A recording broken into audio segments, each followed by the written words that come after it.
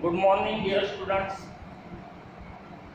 आज हम देखेंगे RMS value, virtual value. RMS यानी रूट मीन स्क्वायर वैल्यू या वर्चुअल वैल्यू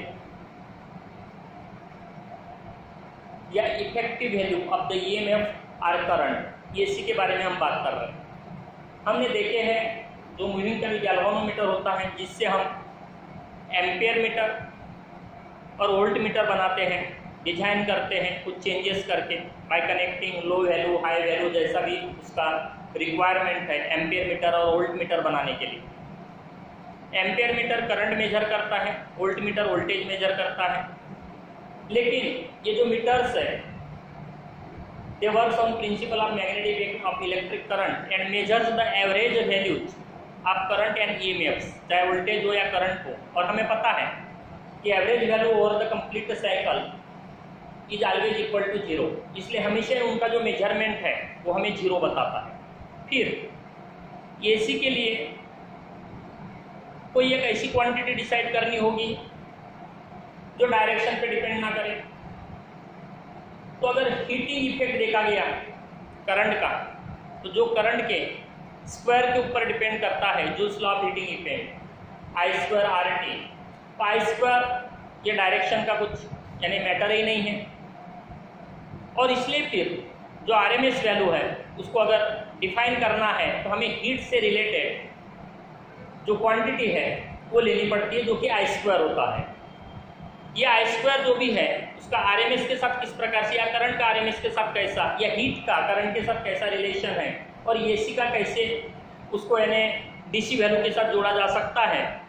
तो समझ कर चलो कि हमारे पास एक सिंपल सर्किट है, रेजिस्टेंस है, उसके साथ हमने एक डीसी जोड़ा है, डीसी, और वो डीसी सोर्स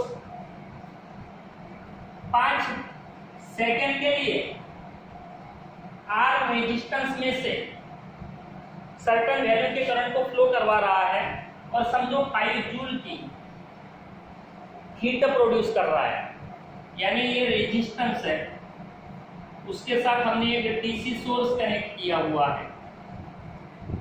5 सेकेंड के लिए इस रेजिस्टेंस में से करंट फ्लो होकर 5 जूल की हीट एनर्जी वो प्रोड्यूस कर रहा है, जो भी करंट है वो डीसी। समझो हम सेम रेजिस्टेंस के साथ बाकी अब सर्टेन वैल्यू का एसी कनेक्ट कर रहे हैं, और ये भी सर्टेन अमाउंट का करंट फ्लो कर रहा है। लेट इट इज I1, इसको अपन I2 कहेंगे। सेम रेजिस्टेंस में से सेम टाइम के लिए, टाइम इतना ही है 5 सेकेंड का, और ये भी अगर 5 जूल की ही हीट एनर्जी प्रोड्यूस करता है जितनी की डीसी ने प्रोड्यूस की थी।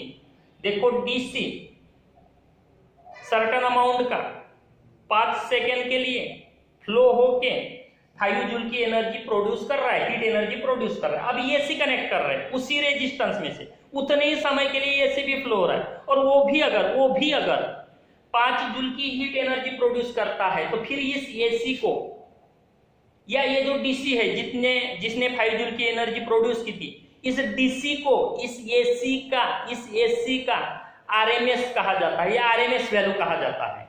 एक बार और, ये जो भी डीसी है रेजिस्टेंस आर में से 5 सेकेंड के लिए फ्लो हो रहा है और 5 जूल की हीट एनर्जी प्रोड्यूस कर रहा है, जो भी क्वांटिटी होगी उसकी, उतने ही समय के लिए एसी भी फ्लो हो रहा है उसी रेजिस्टेंस में से, और उतने ही समय में उतनी ही क्वांटिटी हीट अगर वो प्रोड्यूस कर रहा है, तो ये जो डीसी है ना उसको इस एसी का आरएमएस वैल्यू कहा जाता है।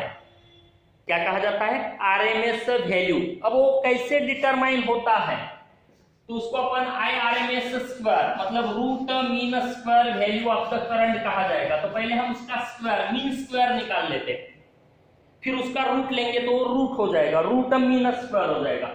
तो जितने भी करंट्स है एक साइकिल के लिए 0 to 2 पाई तक, उन सभी करंट्स के स्क्वायर को हमने ऐड कर लिया। I1 स्क्वायर I2 स्क्वायर जितने भी होंगे एक कंप्लीट साइकिल में, यहां से लेके यहां तक जितने भी करंट्स होंगे सबको हमने मिला लिया, उसके स्क्वायर को मिला लिया, वो होता कंप्लीट साइकिल, और उसका एवरेज निकाल रहे हैं उसी साइकिल के लिए, मतलब 0 to 2 पाई के बीच में। I है हमारा I0 साइन थीटा था, तो स्क्वायरिंग के बाद I0 square sine square theta d theta, और नीचे 0 to 2 pi D theta. Next इसमें I0 स्क्वायर को हमने बाहर निकाल लिया। ये जो डी थीटा है उसको अगर जैसे अभी अभी अपन ने सॉल्व किया था, पहले वीडियो में अपन ने जो सॉल्व किए थे थीटा और 0 to पाई, यहाँ 0 to 2 पाई के लिए अगर सॉल्व करते तो उसकी वैल्यू आती है 2 पाई, और साइन स्क्वायर थीटा हो जाएगा 1 minus cos 2 theta by 2, 1 minus cos 2 theta by 2, और ये 2 पाई इसकी वैल्यू है सॉल्व करने के बाद। अब I0 स्क्वायर और 2 into 2 4 पाई अलग कर लिया हमने, ये दोनों टर्म्स अलग कर लेते, 1 into डी थीटा हो गया, minus cosine 2 theta d theta हो गया। ये term as it is I0 square upon 4 पाई।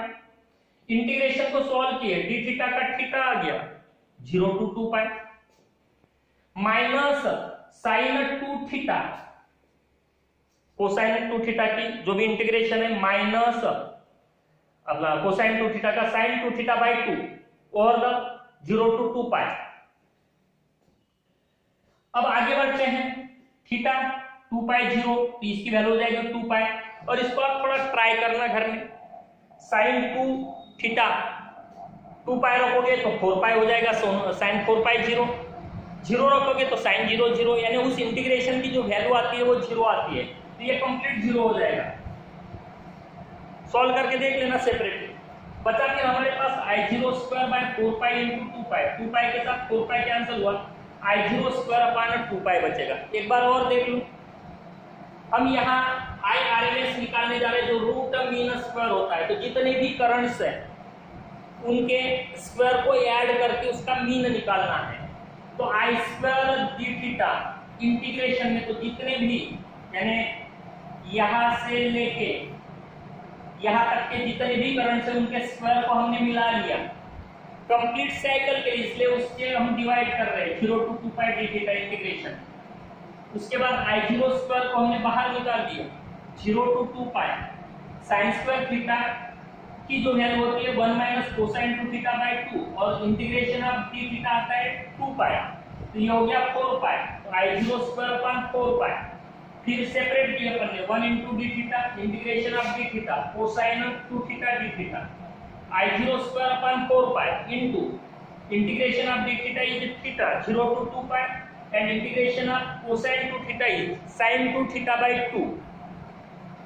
अब वैल्यूज रखे तो थीटा का इंटीग्रेशन 2 पाई होता है और ये वैल्यू 0 आती है, तो फिर 2 पाई के साथ 4 पाई कैंसिल होकर हमें बच रहा है I0 square upon 2।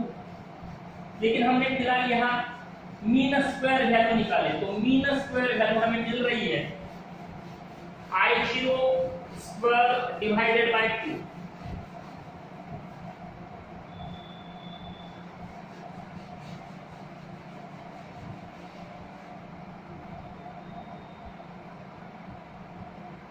I0 square divided by 2, लेकिन हमें रूट मीन स्क्वायर यानी IRMS निकालना है, इसका अंडर रूट लेना पड़ेगा।